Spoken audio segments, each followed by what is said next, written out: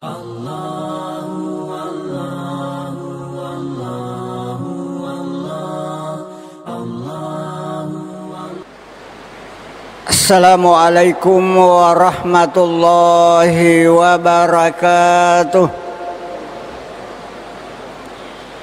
Bismillahirrahmanirrahim. Alhamdulillahilladzi an'amana bi ni'matil imani wal islam.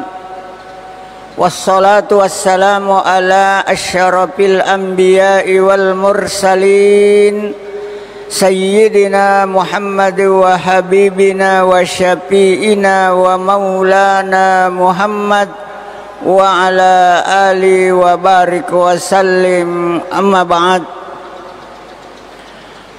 Faqad qala Allah subhanahu wa ta'ala fi kitabihil karim, A'udzu billahi minasy syaithanir rajim. Bismillahirrahmanirrahim.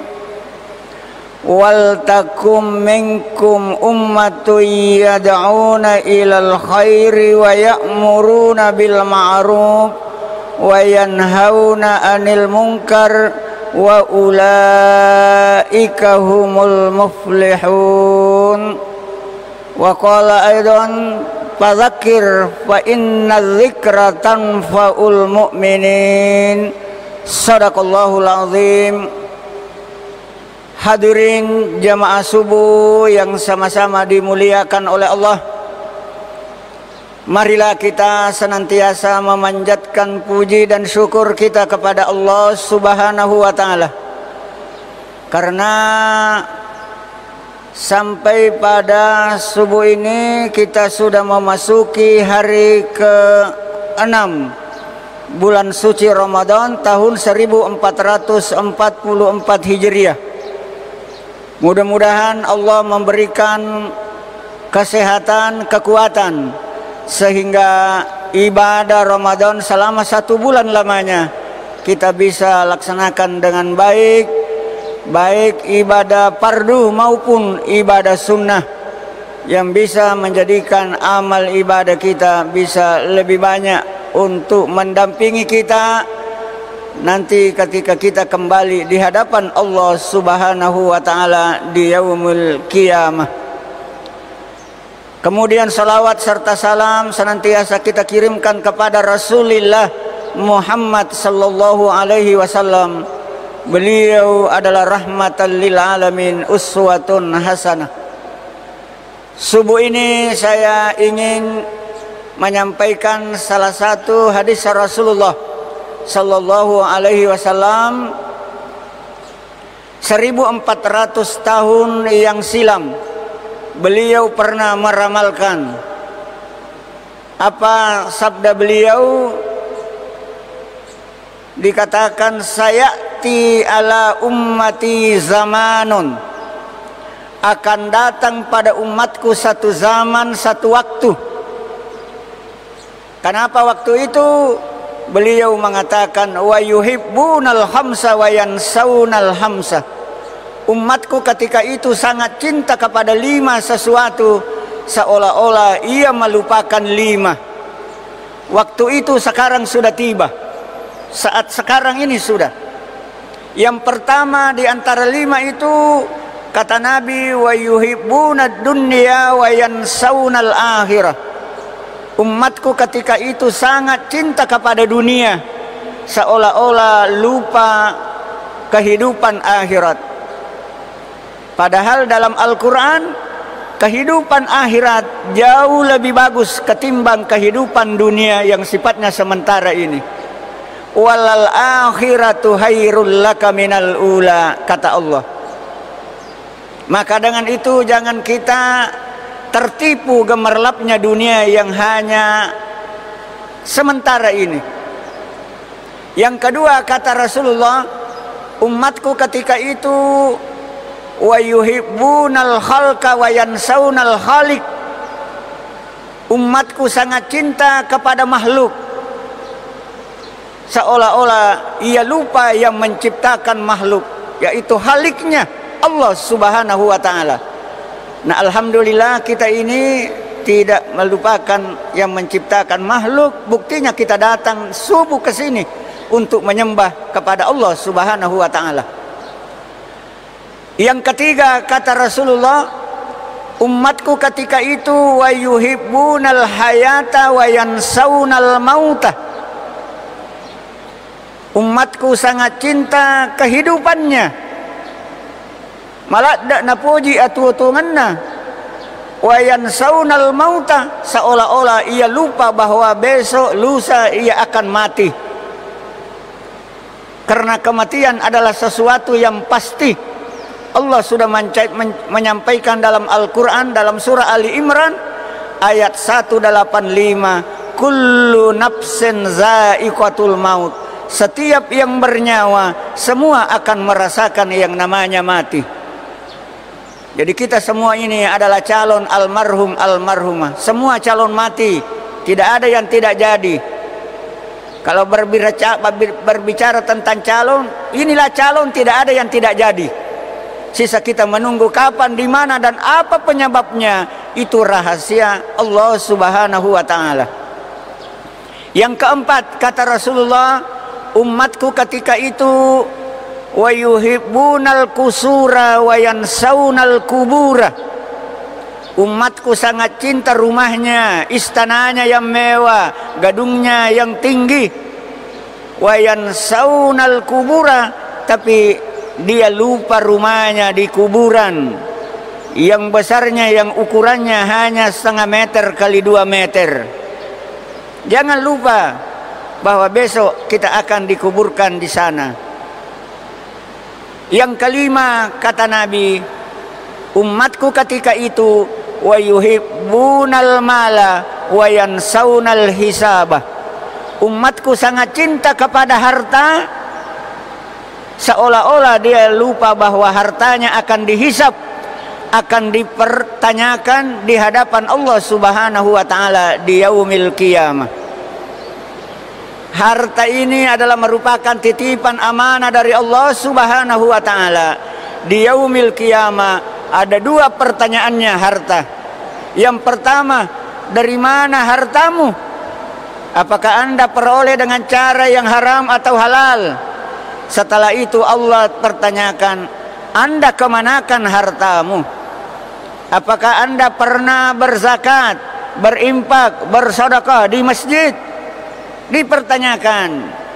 Maka mari kita, mumpung masih di minggu pertama di bulan suci Ramadan, bagi jemaah yang kebetulan diberikan rezeki oleh Allah Subhanahu wa ta'ala, saya mengajak, kalau memang cukup nisabnya, maka tolong dikeluarkan zakatnya supaya harta ini bersih, agar jiwa kita bisa tenang. Zakat kalau diukur dari emas 85 gram, apabila kita miliki selama 1 tahun, maka wajib dikeluarkan zakatnya 2,5%. Kalau petani, nisabnya apabila dia panen mendapatkan gabah 653 kg sudah bersih, sudah keluar semua biaya produksinya, maka wajib dikeluarkan zakatnya 5% setiap panen, bukan per tahun. Karena berdasarkan firman Allah dalam Al-Quran surah Al-An'am ayat 141, wa atu haqqa yauma hasadi, keluarkan zakatnya pada hari panen. Artinya pada hari ketika kita sudah terima harga gabah, keluarkan zakatnya 5%, 653 nisabnya. Berarti kalau 1 ton berapa zakatnya Pak Ustaz? Kalau 1 ton diminta zakatnya hanya 50 kilogram, 50 kilo. Nah, banyak orang tua kita, petani kita, kadang-kadang sudah dapatkan gabah 50 karung, baru dia timbang, dia jual, terima harganya, dia berimpak, menyumbang di masjid 300.000 rupiah. Kalau ditanya apakah sudah dikeluarkan zakatnya, katanya sudah. Itu bukan zakat, itu namanya infak, itu namanya sedekah. Jadi zakat ini igatang ibaci, tidak ada dusta di antara kita. Kalau Anda mau bersih nanti di yaumil qiyamah. Sudah jelas zakatnya. Nah, ini yang banyak keliru. Kadang-kadang dikira sudah zakat padahal itu impak. Cenik-ceningatin nami. Maka mari kita betulkan, keluarkan sebagian harta kita di jalan Allah sesuai dengan aturan. Nah, kemudian di bulan Ramadan ini kita perlu memang persaudaraan kita perlu kita jaga. Kenapa? Kita bisa mengambil contoh ketika Nabi hijrah dari Makkah ke Madinah. Ada berapa banyak sahabat rombongan Rasulullah. Tapi ketika sampai di Madinah, semua orang Ansar yang ada di Madinah ingin agar Nabi Muhammad nginap tinggal di rumahnya. Tapi Nabi tidak membeda-bedakan apakah di rumah orang kaya, rumah ini, tidak. Hanya Rasulullah menyampaikan kepada orang Ansar yang ada di Madinah, wahai sahabatku, di mana untaku nanti berhenti, maka saya nginap di situ sesuai dengan petunjuk Allah. Akhirnya unta Rasulullah berhenti di depan rumah yang sangat sederhana, maka Rasulullah menginap di situ, tinggal di situ. Lalu Rasulullah mengatakan, wahai orang-orang Ansar sahabatku, ini teman-temanku sahabatku dari Makkah, tolong bawa ke rumahmu, Allah akan memberikan pahala. Ada sahabat Rasulullah satu, dia bujangan kalolo, namanya Abdurrahman bin Auf. Ada orang Madinah Abdurrahman bin Auf, di rumahku saja menginap. Selama berada di Madinah itu tanggung jawab saya, termasuk makannya, minumnya, pakaiannya saya yang biayai. Maka Abdurrahman bin Auf dia ke sana. Begitu hebatnya persaudaraan antara orang Muhajirin dengan orang Ansar. Dia hidup madani, tenang dia. Yang kedua, wahai saudaraku Abdurrahman bin Auf, ada kebun ke rumahku 2 hektar. Yang 2 hektar itu 1 hektar untuk Anda, 1 hektar untuk saya. Selama berada di Madinah, ambil hasilnya 1 hektar. Begitu hebatnya persaudaraan antara orang Makkah dengan orang Madinah, orang Ansar. Orang Makkah ini disebut orang Muhajirin. Apalagi keistimewaannya orang Ansar, dia kasih tahu Abdurrahman bin Auf, angkatoro bainaiku telu, cantik, ya kong kamu puji, saya siap ceraikan 1, alai sini. Bayangkan ini Pak, orang Ansar bainena lagi nak bereng, pilaiwi. Kira-kira kita hidup di zaman itu, kira-kira ada yang bersedia? Kira-kira engkau mau maka dayana rumah tahu mualahe, nanti saya ganti. Tapi tidak, dibilang kalau ada yang Anda suka, pilih salah satunya, saya ceraikan. Agar nasang Abdurrahman bin Auf, wahai saudaraku, tidak usah kasih saya istri Anda, cukup tunjukkan pasarnya kota Madinah. Karena Abdurrahman bin Auf adalah pedagang ulung, saudagar ulung. Begitu hebatnya. Nah, inilah orang Muhajirin tinggal di Makkah berpuluh-puluh tahun, bersaudara dengan orang Ansar yang ada di Madinah. Suatu ketika engkau tahu Madinah melok balu idarakna. Kebetulan orang Muhajirin, orang dari Makkah juga, dia butuh tanah dengan ukuran yang sudah disepakati. Dengan harga saya kasih contoh kira-kira 500.000 real.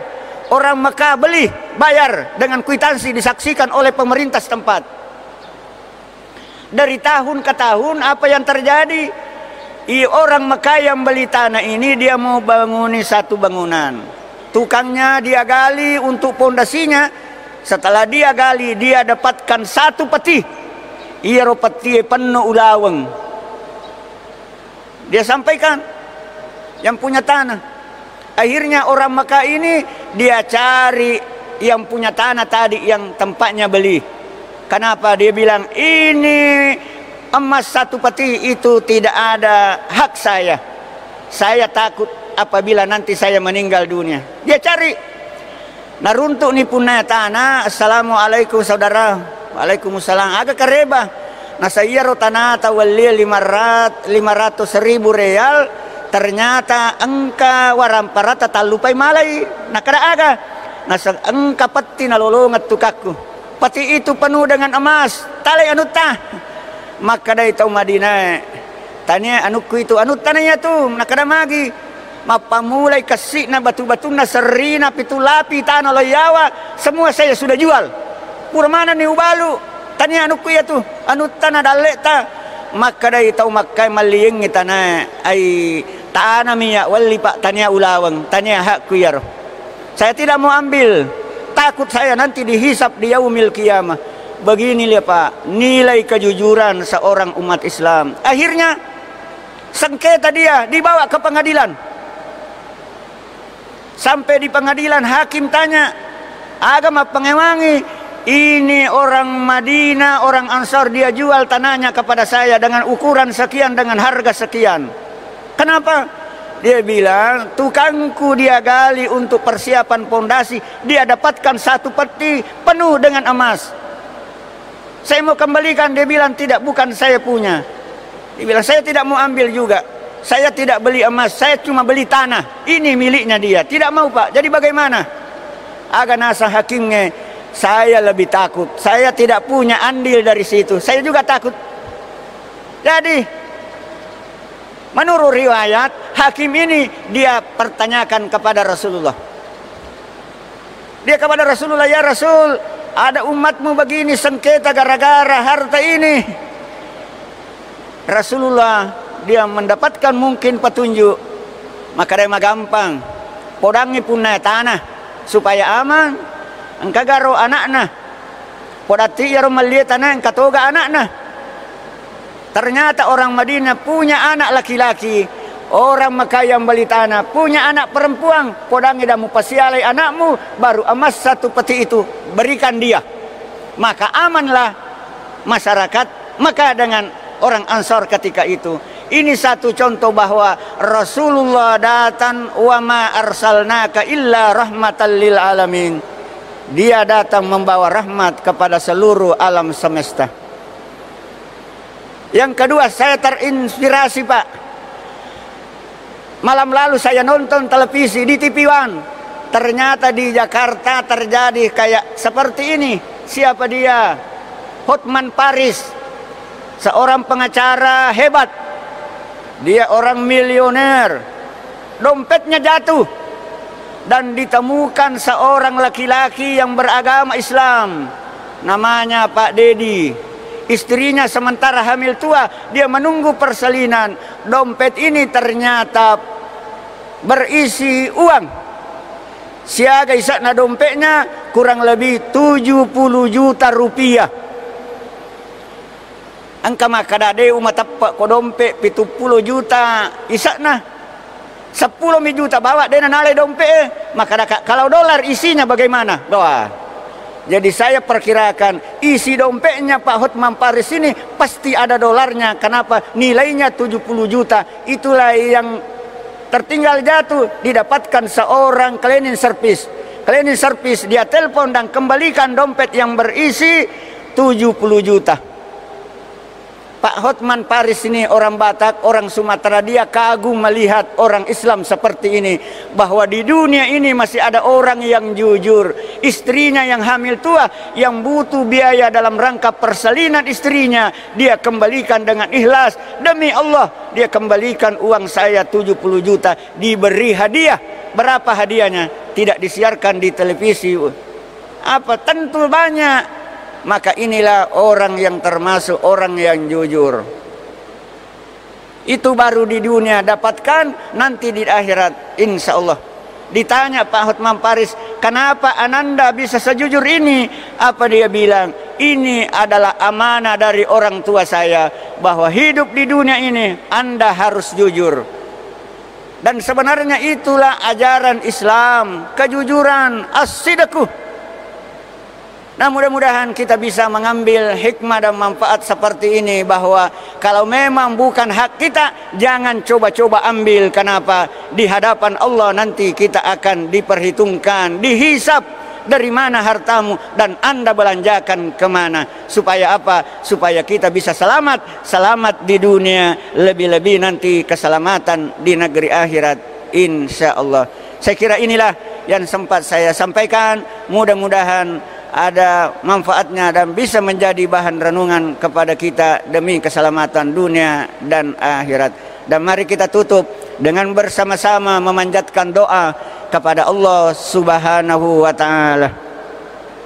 Astaghfirullah, astaghfirullahal azim alladzi la ilaha illa huwal hayyul qayyum wa atubu ilaih. Bismillahirrahmanirrahim. Alhamdulillahi rabbil alamin wal aqibatu lil muttaqin wa la udwana illa 'alad dhalimin.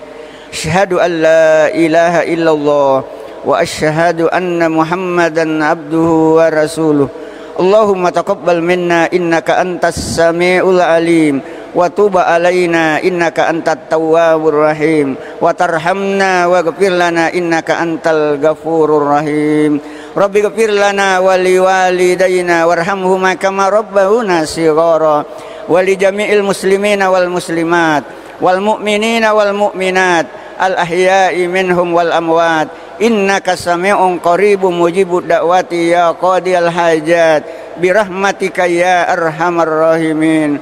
Rabbana iftah bainana wa baina qaumina khairul fatihin ya Allah.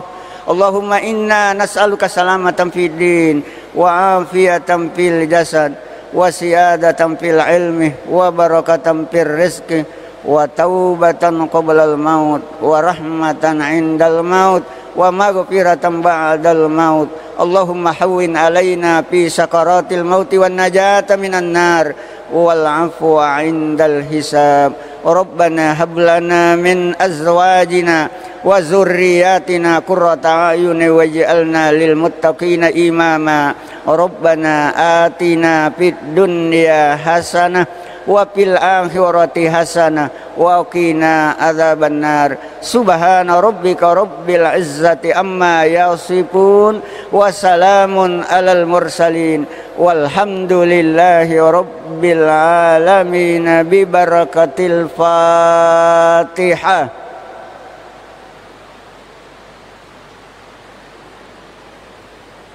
Wa akhiru da'wana anil hamdulillahi rabbil alamin. Terima kasih atas segala perhatiannya. Lebih dan kurangnya mohon dimaafkan. Wallahu muwaffiq ila aqwamit thoriq. Wassalamualaikum warahmatullahi wabarakatuh.